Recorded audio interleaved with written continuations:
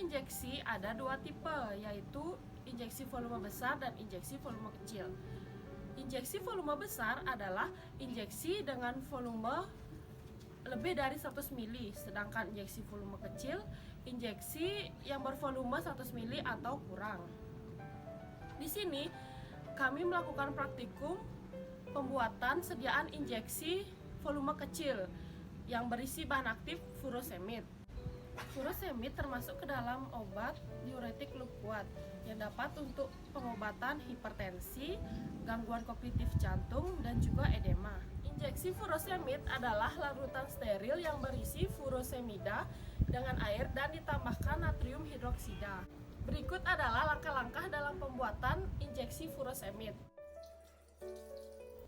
Halo teman-teman, jadi sebelum melakukan proses praktikum sediaan steril, terdapat beberapa tahapan yang dilakukan, yaitu mencuci tangan dengan sabun dan air mengalir, gosok kedua tangan secara merata,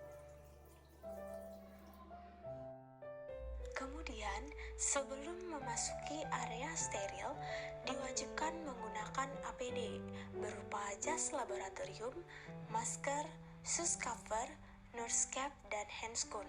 Tujuannya yaitu untuk mencegah kontak langsung antara bahan dengan personil, yang mana personil merupakan sumber kontaminan terbesar mencapai 75%.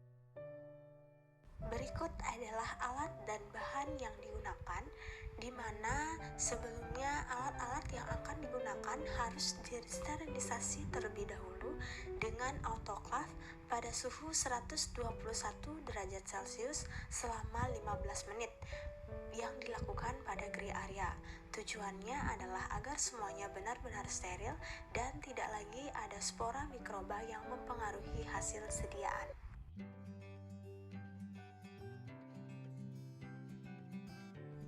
Kemudian, tahapan perlakuan. Sebelum melakukan pencampuran, semua bahan yang dibutuhkan diukur dan ditimbang. Proses ini berlangsung pada gray area, lalu dilakukan pencampuran, di mana pertama dilakukan yaitu sebanyak 1000 mg furosemid dimasukkan ke dalam beker gelas A yang telah ditara, kemudian ditambahkan water for injection sebanyak 15 ml, lalu aduk hingga larut dan homogen. Pada beker gelas B, masukkan sebanyak 120 mg natrium hidroksida atau NaOH, kemudian dilarutkan dengan 50 ml water for injection, lalu diaduk hingga larut dan homogen. Lalu, pada beker gelas C, masukkan NaCl sebanyak 563,2 mg. Kemudian dilarutkan dalam 20 ml water for injection, lalu diaduk hingga larut dan homogen. Larutan NaCl lalu dimasukkan ke dalam beker gelas A sedikit demi sedikit. Setelah itu aduk hingga homogen dan tutup sediaan dengan aluminium foil. Kemudian, untuk membuat sediaan bebas dari pirogen, selanjutnya dilakukan pirogenasi dengan menambahkan sebanyak 0,1 gram karboadsorben atau karbon aktif dalam larutan 100 ml. Kemudian dipanaskan pada suhu 60 derajat Celcius selama 15 menit. Setelah itu, sediaan disaring menggunakan kertas saring berlapis dengan tujuan untuk mensterilkan larutan dari mikroba yang terdapat pada larutan, di mana untuk beberapa tetes pertama dibuang karena filtrat pertama mengandung kotoran yang sebelumnya terdapat pada filter atau kertas saring.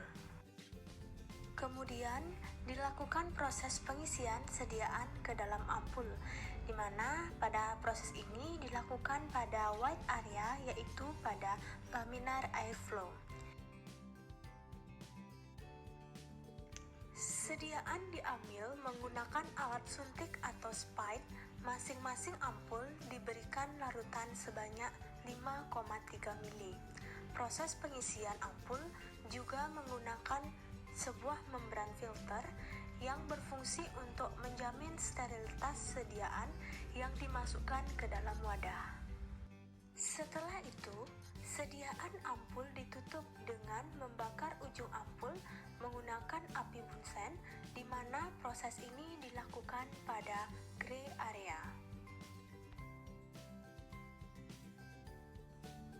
Untuk persiapan evaluasi, dibuat media yaitu pada kali ini menggunakan nutrient board dengan menimbang NB sebanyak 400 mg lalu dilarutkan ke dalam 50 ml Aquades dan dipanaskan di atas kompor hingga larut.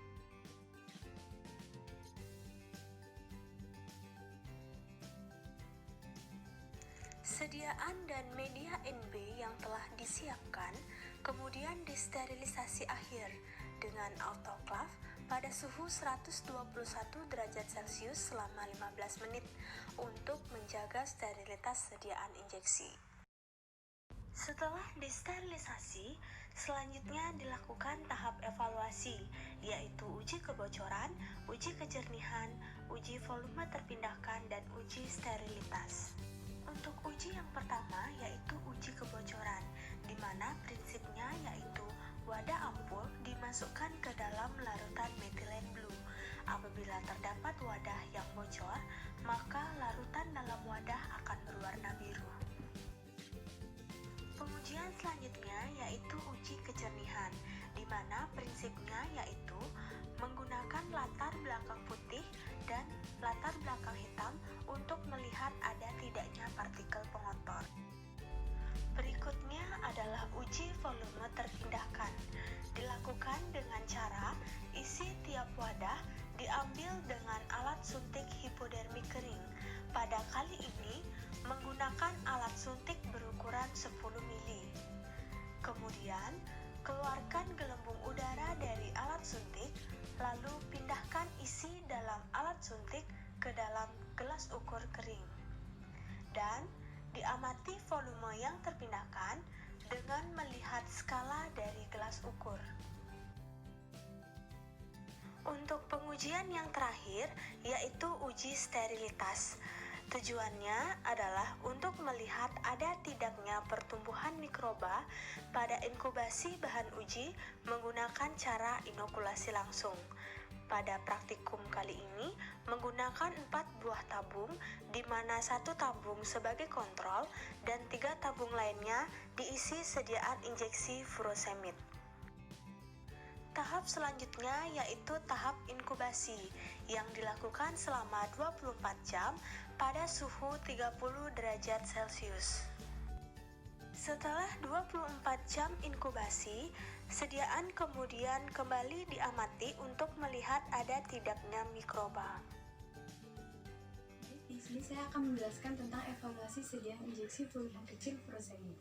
Di mana seperti yang telah dijelaskan sebelumnya, di sini kami menggunakan 4 uji. Yang pertama uji kejernihan, uji kebocoran, uji volume terpindah, dan uji stabilitas. Di mana masing-masing uji ini memiliki tujuannya.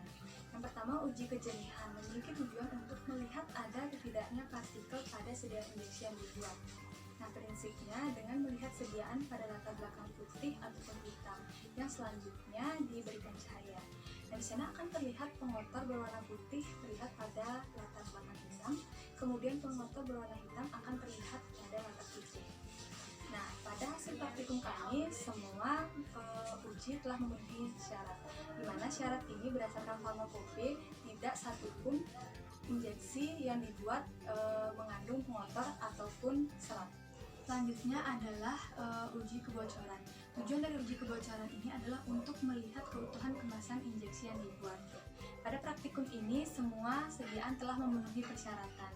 Menurut farmakope edisi 4, tidak ada satu ampul pun yang bocor ditandai dengan larutan injeksi terisi dengan larutan berwarna biru. Selanjutnya adalah uji volume terpindah. Tujuan dari uji ini adalah untuk menetapkan volume injeksi yang dimasukkan ke dalam wadah sudah sesuai dengan penandaan yang tertera.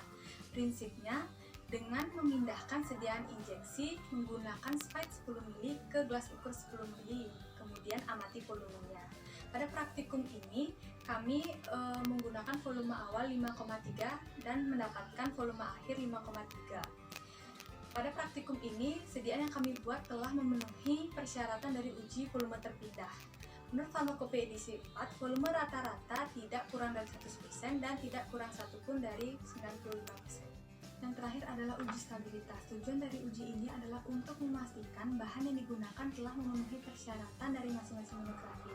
Prinsipnya dengan melihat ada atau tidaknya mikroba pada bahan uji, menggunakan inokulasi langsung ataupun filtrasi secara aseptik. Pada praktikum ini kami menggunakan 4 tabung. Tabung pertama sebagai kontrol, 3 tabung diisi dengan larutan injeksi volume kecil furosemid. Nah, pada praktikum kali ini, sediaan yang kami buat telah memenuhi persyaratan dari uji stabilitas yang ditandai dengan tidak adanya pertumbuhan mikroba dan larutan injeksi tetap jernih tidak penuh. Menurut Farmakope edisi 4, sediaan injeksi stabil itu merupakan sediaan injeksi yang steril yang ditandai dengan tidak adanya pertumbuhan mikroba. Nah, demikian video pembuatan dan evaluasi sediaan injeksi volume kecil furosemid.